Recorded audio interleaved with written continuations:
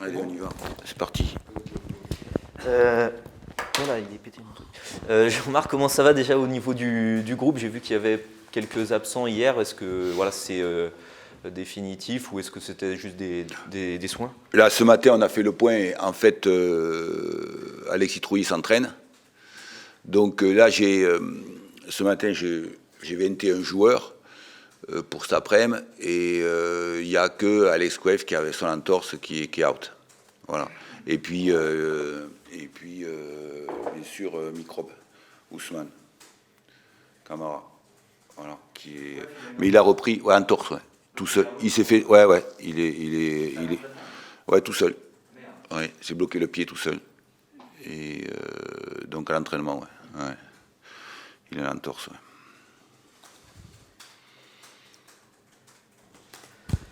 ouais. Comment vous abordez ce match au Havre où là vraiment plus que jamais ça touche à sa fin, ça y est, c'est le multiplex, tout le monde joue en même temps, il n'y a plus de matchs avancés ou de personnes qui jouent après ou quoi, donc là c'est vraiment les moments décisifs quoi, de la saison. Ouais. Comment je l'aborde, tu demandes, Benoît? Avec les couches culottes. J'ai acheté des couches culottes. Parce que quand... non, mais tu as tellement de challenges. En plus, on rencontre deux belles équipes, là. Et le Havre, c'est une belle équipe très technique, très technique, avec des très bons joueurs. Et d'ailleurs, par rapport au match aller, la philosophie a changé beaucoup. Et bon, voilà, donc c'est des matchs... t'es toujours avec des points d'interrogation dessus la tête, faut pas croire. Hein. C'est pas parce que tu es entraîneur que avoir des certitudes, avoir des convictions, c'est autre chose sur le plan technico-tactique, mais avoir des certitudes quand tu es entraîneur, c'est une belle connerie. Parce que c'est toujours dans la gestion des ressources humaines et comment, effectivement, tu crées une dynamique positive pour arriver. Mais bon, voilà, et de toute façon, quoi qu'il arrive, là, nous,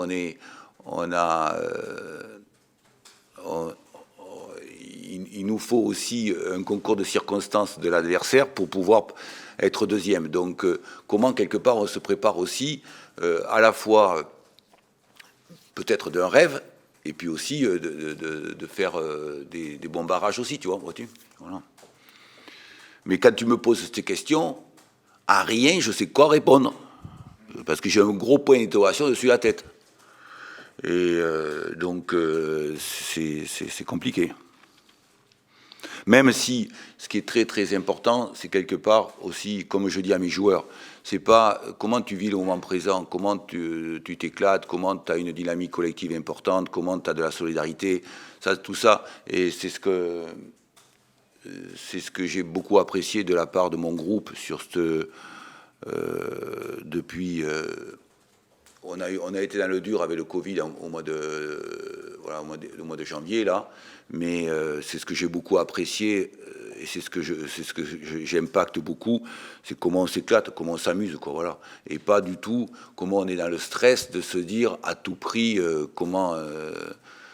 c'est complètement idiot. Comment voilà, exactement. Est-ce que justement dans ce genre de rencontre, Benoît l'a dit, un multiplex, tout le monde joue en même temps, il y aura une demande de votre part aux joueurs justement de ne pas calculer, on ne s'occupe pas du match qui est de l'autre côté, du côté de Grenoble-Ajaccio.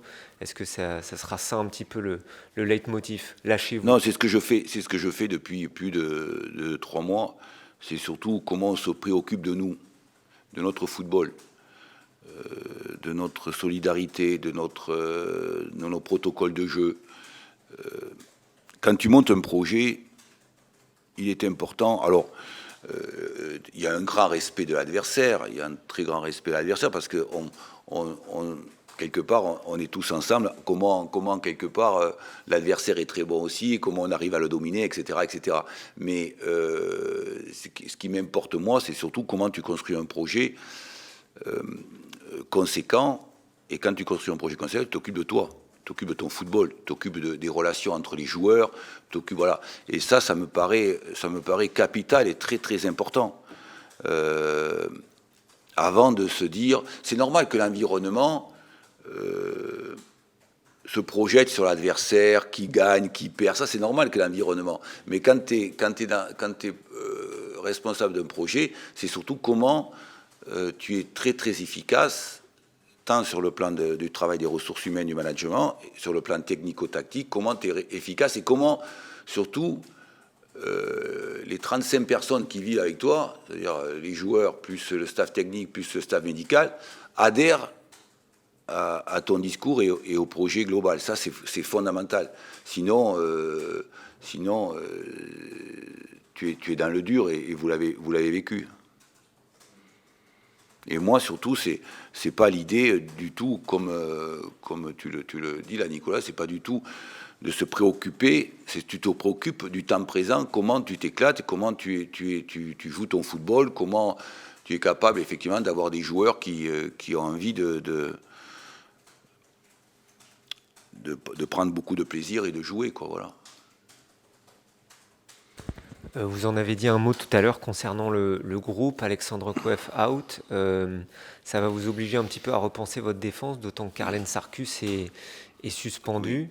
Est-ce que vous allez faire glisser un Paul Joly à droite, par exemple, étant donné que Alex Coef n'est pas là, il a occupé le poste en charnière, mais est-ce que ça peut être une option? Est-ce que Quentin Bernard va revenir aussi avec Voilà, donc c'est vraiment... quelque part, par rapport à ça, on va attendre encore ce dernier entraînement pour voir un peu ce qui se passe. Mais c'est vrai que l'interrogation, c'est sur la défense, effectivement. Mais il y a de très fortes chances que Paul Joly joue arrière droit. Voilà. Et puis après, on va réfléchir sur la composition du reste de la défense, par rapport aussi au fait que Lloris est de retour. Voilà, donc c'est aussi quelque part un point d'interrogation pour je vais attendre le dernier entraînement, je vais en discuter un peu avec les joueurs, je vais voir un peu comment ça se passe, et de façon à ce que... Mais c'est vrai que c'est un peu gênant quand tu arrives en fin de saison où tu as des petites déconvenues de ce type. D'ailleurs, c'est à ce titre, c'est pour ça que c'est très très important, quand tu es coach, que tu puisses...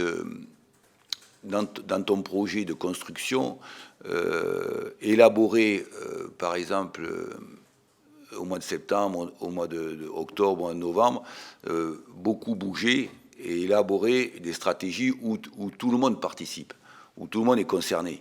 Et ça, c'est très, très important, parce que quand tout le monde est concerné, alors je ne dis pas, il ne faut pas avoir 25 ou 27 ou 30 joueurs, ça, faut oublier. Sinon, tu peux pas gérer, ça c'est ingérable. Mais quand tu as 18 ou 20 joueurs et que tu as des jeunes, c'est comment, effectivement, tu fais participer un grand nombre de joueurs et qu'ils adhèrent. C'est pour ça que quand tu arrives en fin de saison et que tu as des problèmes de ce type-là qu'on connaît, eh bien, au moins, les joueurs, ils adhèrent parce qu'ils ont déjà participé, ils ont déjà connu. Déjà, depuis plusieurs saisons, tu insistes beaucoup sur le fait qu'en fin de saison, c'est important, vraiment le sprint final, les 10 dernières journées.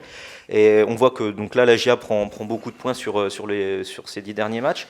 On voit aussi que Sochaux, Ajaccio, pareil, sont infaillibles quasiment.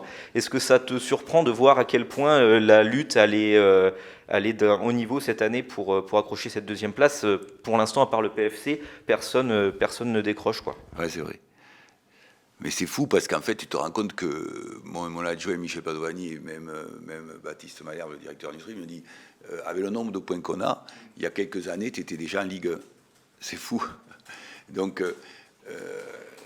alors c'est vrai que bon, ça fait partie du jeu. Hein. Ça fait partie du jeu, ça fait partie aussi des événements. Mais personne ne lâche. Et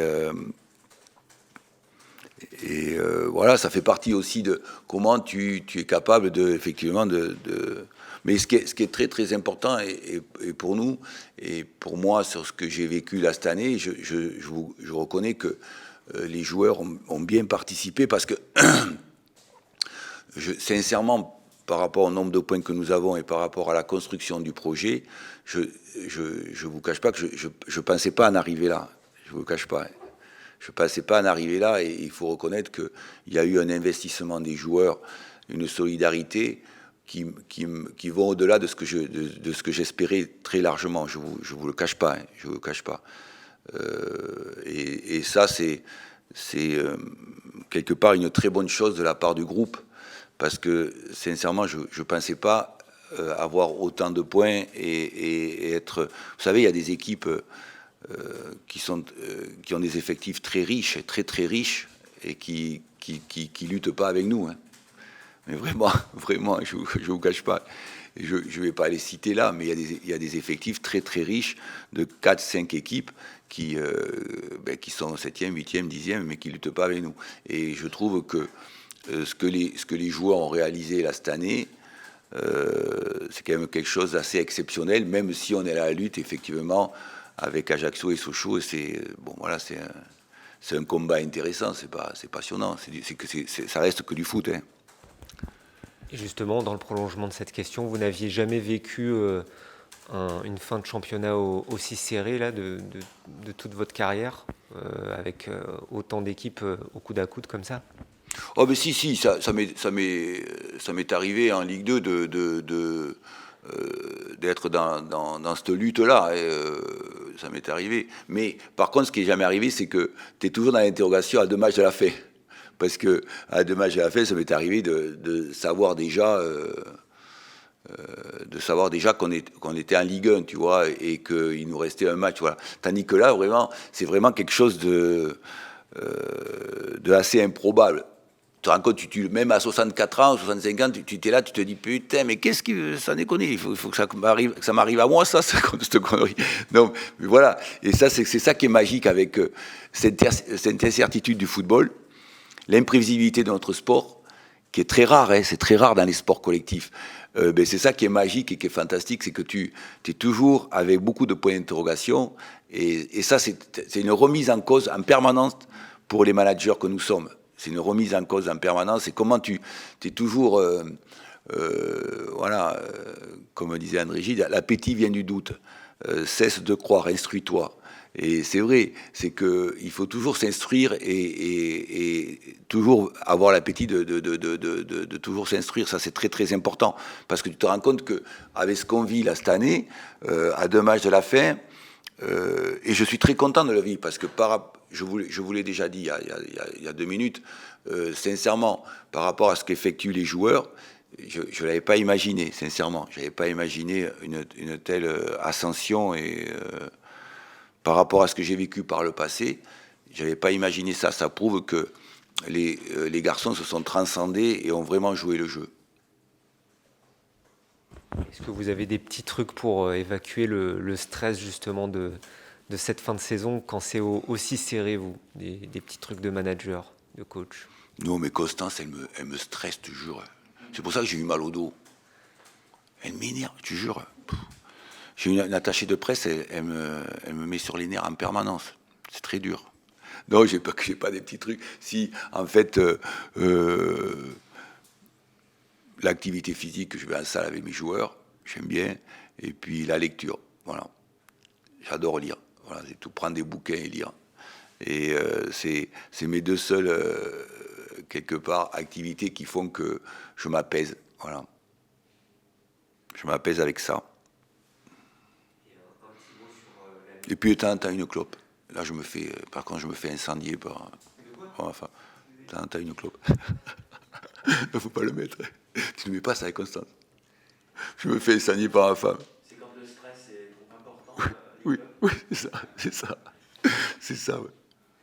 Un petit mot sur la nomination au trophée UNFP de 3 de vos joueurs, Gaëtan Charbonnier et Gauthier Hein, ainsi que Donovan Léon. C'est génial. Non, mais c'est génial. C'est génial parce qu'en plus de ça, c'est que, bon, alors c'est vrai que le fait d'être depuis très longtemps dans les 4-5 premiers, ça donne... mais moi, je suis très... Alors, pour Gaëtan Charbonnier, c'est pas une surprise parce qu'il a toujours été un joueur majeur du championnat, de ce championnat.